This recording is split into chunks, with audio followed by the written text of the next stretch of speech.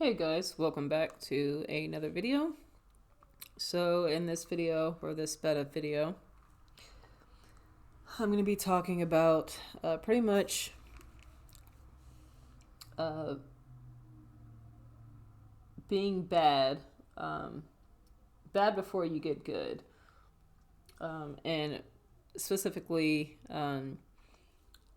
learning to draw what you suck at. I think as artists, we or maybe just people in general, right? When you realize you're not as good at something that you wish you were, you tend to kind of stay away from that thing unless you absolutely have to. And I think that also goes along with artists as well. Um, you'll have artists who say they're really good at drawing characters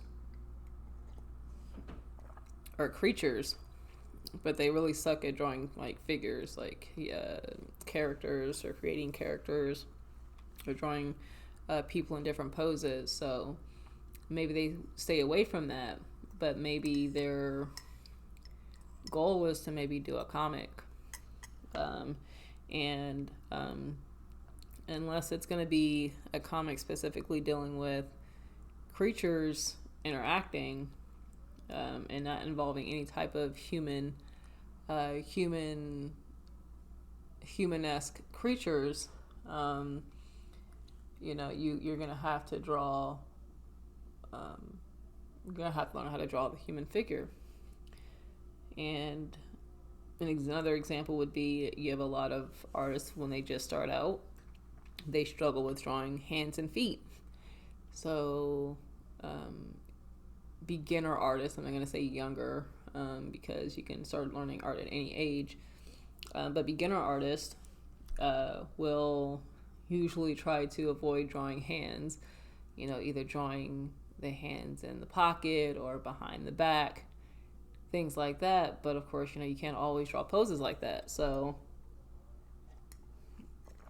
at some point in time, that artist is going to have to start drawing hands. And it sucks at first. It really sucks when you want to draw something and your skills for drawing that one thing. I'm relating it to drawing because I do art, but it can relate to other things in your life. But you know that when you're wanting to draw that thing, no matter what it is, and then you haven't drawn it before, you are going to suck at it. It's frustrating because you don't want to suck at it. You want to get better at it quickly, but it takes time. And learning that is an okay thing. We all have our strengths, we all have our weaknesses. And if you're trying to improve on a weakness that you need to become your strength, or not even become a strength, but you need to become comfortable enough with it that you don't have a high level of frustration with drawing it, then it's going to require you drawing that thing over and over and over again, hundreds, possibly even thousands of times, even with reference, before you become more comfortable, with it. And that could mean maybe doing a project that requires you drawing said thing multiple times, or constantly doing studies on said thing, and then creating an image, illustration, or whatever, with that thing being heavily involved in the picture. An example would be if I'm wanting to, I already used hands, but if I want to learn how to draw, I'll say armor, right? Armor is a good one. Um, I'm wanting to get better at creating armor. Uh, you know, especially creating armor from like imagination, or being able to create more unique armor outfits or combinations. Well, it's going to require me to do some things. One, it's going to require that I actually study armor and understand what makes up armor, the different type of materials that can be used to create armor, um, why armor was created certain ways, you know, and things like that. What type of units might have had different armor compared to another unit. You know, if you have someone on a horse, so for cavalry, was their armor different from someone who was like a foot soldier? If you have someone who's an archer, was their armor different from someone who was a foot soldier? And and of course, if you're dealing with fantasy, you can always, bend the rules. But it's a good idea to have a ground foundation to build upon, so you can manipulate stuff and know why you're manipulating it, versus just doing it because you see other people do it and not really understanding maybe why they're doing it.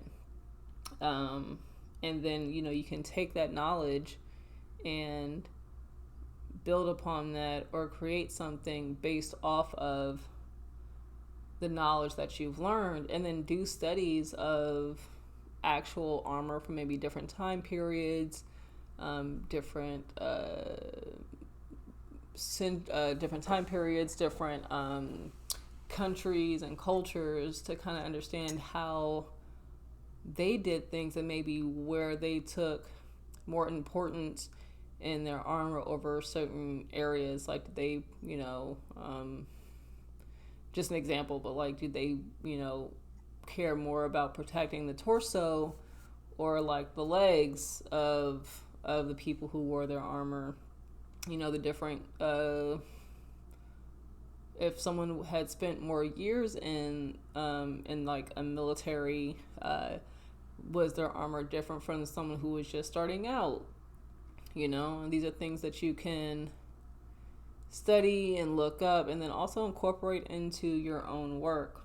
And understand that when you start out doing this, especially creating your own armor and stuff like that, you are going to be bad at it at first. Like, you're not going to have the most creative, unique armor if that's what you're looking to do.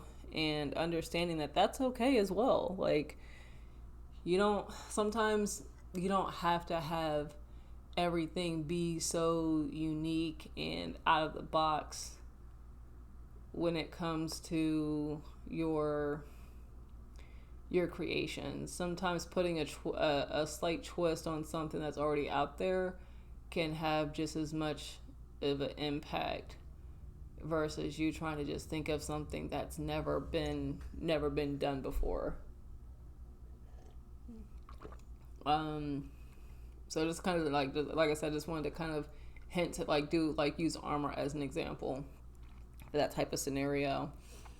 But yeah, it's okay to suck at something and grow as you do things. There are independent artists where, over, say, a comic series that they do, you've seen their art improve, and it's because you keep drawing the same thing over and over again while you continue to work on improving your art over time.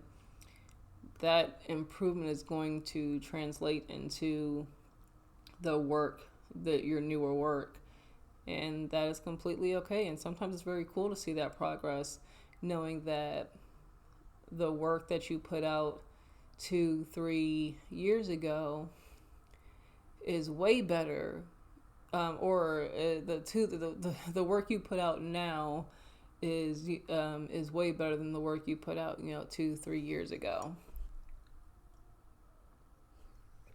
I think a lot of artists, when I say a lot of artists, I feel like some artists, including myself, we procrastinate our own projects and our the things that we want to create because we feel like we're not ready to start that particular thing until we feel quote unquote comfortable drawing all of the elements that are going to play a part in that project, or that when we do that project it has to be quote unquote perfect, in order for us to be able to put that out there. And that's never going to happen. You're always going to find areas in your work that you can improve. There's always going to be things that you struggle with, and that are going to push your limits. Me doing this comic is really pushing me when it comes to not only comic layouts and things like that, but proportions when it comes to the human figure, perspective when it comes to drawing those figures, poses, drawing different poses for characters that I've never drawn before. And yeah, I'll pull up reference, but it's still a struggle because I've never drawn a character in this pose, and it's something new, and that's okay. It's about pushing those boundaries and getting better as you go, so that way if you have to do that thing again, you've got a little bit more experience under your belt. And not getting frustrated with yourself when it doesn't turn out exactly the way you want it, and being patient with yourself and knowing that whatever you're doing, it takes time to get better. It took time for you to learn how to walk. If you are able to, it took time for you to learn how to write your name, and how to, speak whatever your language is. If you're listening to this, you understand English. So if English is like your second or third or fourth or whatever language, if it's not your first language, it took time for you to learn that. And even if as language as your native tongue, it took time for you to learn that. So it's understanding that when you are learning something new, or even learning how to draw something like a new subject, if you're not used to drawing landscapes and now you're having to draw landscapes, if you're not used to having to draw creatures and you're now learning how to draw creatures, if you're not used to drawing females and now you have to draw females, if you're not used to drawing men and now you're drawing men, all that stuff, it takes time to learn, it takes time to get better, and understanding that is okay, and don't beat yourself up because of it. So that's all I've got for now. I hope you guys have enjoyed this video, and I will talk to you on the next one. The next video most likely is going to be a project update on where I am with the comic as far as the recording goes for that particular video. So I will see you guys later. Hope you enjoyed this, and peace out.